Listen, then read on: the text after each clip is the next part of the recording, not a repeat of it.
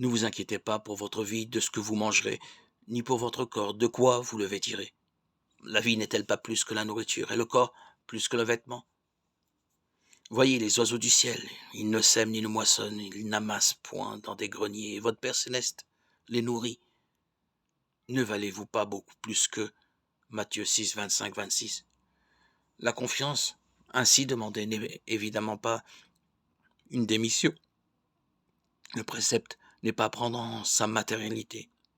L'évangile en son entier, et singulièrement le discours sur la montagne, ne saurait en aucune manière justifier l'évasion, la paresse, l'attente d'un miracle qui se substituerait à nos efforts.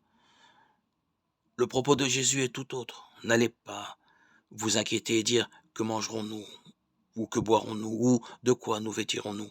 De tout cela, les païens se préoccupent. Mais votre Père céleste sait que vous en avez besoin. Matthieu 6, 31, 32.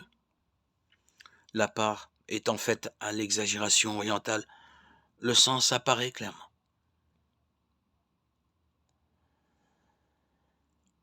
Les païens, ceux qui n'ont pas adhéré à la promesse, ont pour premier souci les valeurs temporelles. Ils ignorent qu'un Dieu est leur Père et qu'il leur prépare un royaume tout autre que la société qu'ils connaissent, où l'impératif premier est la lutte pour la vie. Dans l'ignorance où ils se trouvent, ils ne connaissent qu'un maître, les biens temporels.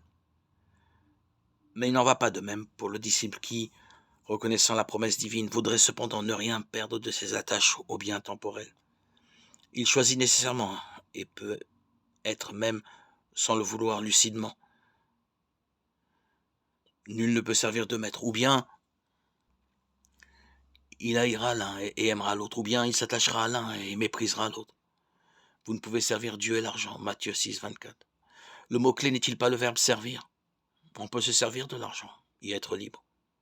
On peut aussi servir l'argent, accepter les compromissions nécessaires lorsqu'on les considère comme un absolu, concilier les inconciliables. On est alors esclave de l'argent. On l'a choisi pour maître.